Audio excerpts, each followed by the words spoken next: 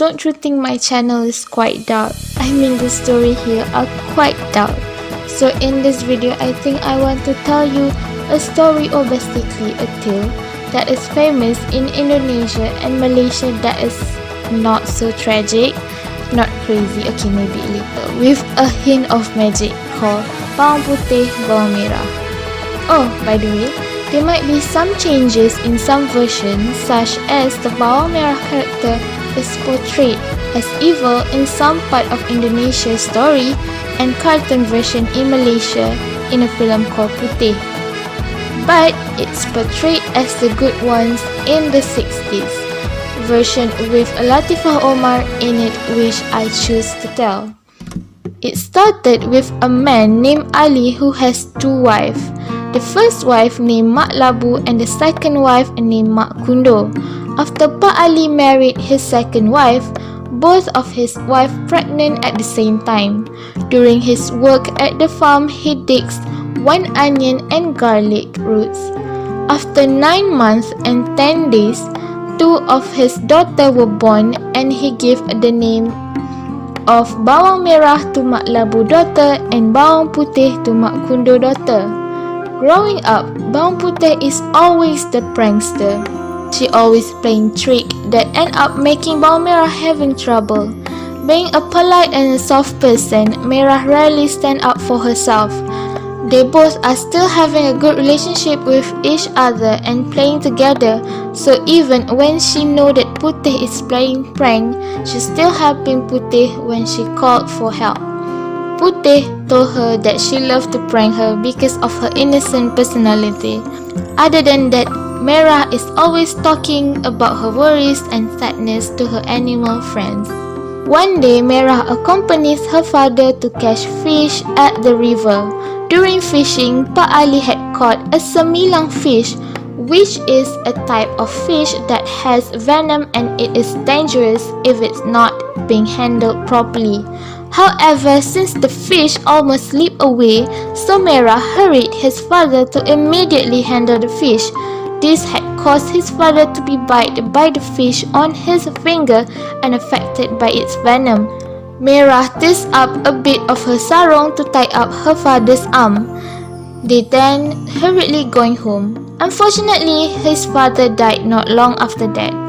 After Pak Ali's death, both Merah and her mother being treated unfairly at the house like a maid. Fortunately, the family friends Pak Man always taking care of Merah and Mak Labu.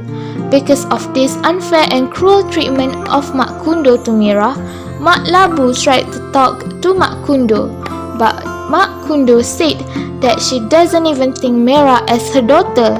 She even accused Merah is not Mak Labu and Pak Ali daughters. This had caused Mak Labu to get angry and scold her. They both fighting with each other in front of the house. Putih, who seeing her mother get beaten, trying to help with a stick on her hand. Merah, who came from work at the farm, seeing Putih holding the stick, immediately stopped and took the stick from Putih's hand. The next day, Mak Kundo met Mak Labu at the river, where Mak Kundo is usually washing their clothes. Mak Labu apologized for her behavior and she told her that she thought Mak Kundo as her own sister and she doesn't want to get into a fight.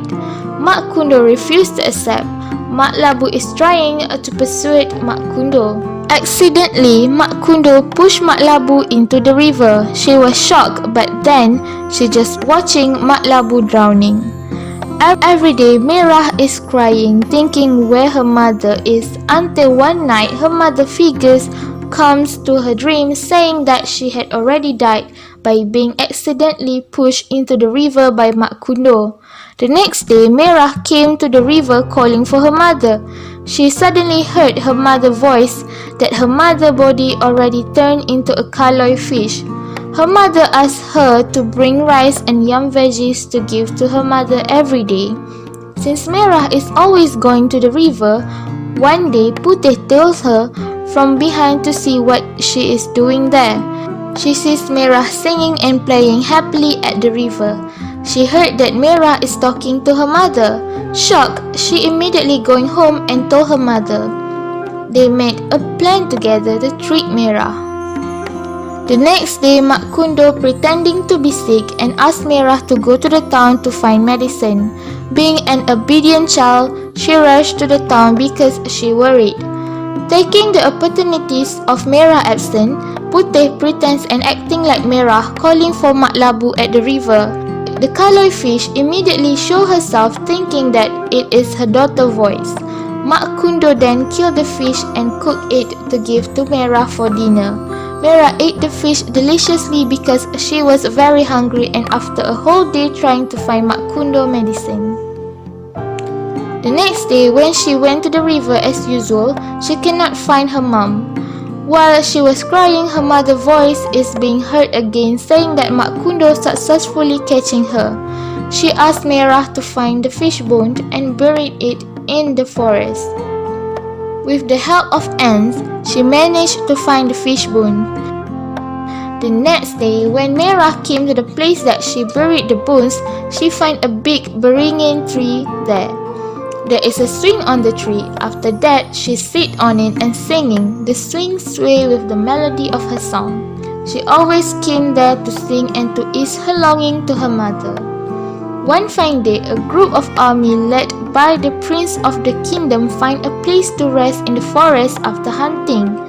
They were having fun singing together to ease their tiredness, but then Merah's singing voice is heard interrupting their song. The prince asked his assistant to find where the voice came from. His assistant is hiding behind the bushes trying to see Merah's face, but one of the assistants unintentionally called and this had caused Merah surprise and she runs away from there. They both trying to run following her and find her house. They find the house but cannot see Merah's face. The prince asked them to bring Merah to the beringin tree, so both of his assistants go to the house again and there they met Mak Kundo. Knowing about this from Merah, who she sees rushing to enter the house, Mak Kundo excitedly waiting for the prince to find to meet her daughter Putih. She asked Merah to stay in the house. Putih then came to the beringin tree and trying to sway, but the swing doesn't want to move. Feeling full, the prince enraged and asked Mak Kundo to bring the real girl that he want to meet. Scared, Mak Kundo forced Merah to come. Merah then came and sang while swinging. She changing dances with the prince. Falling in love, the prince then asked Merah for her hand in marriage. They both get married and live happily ever after. That's all for now. Thank you for watching. Don't forget to like, share and subscribe. Have a nice day. Bye.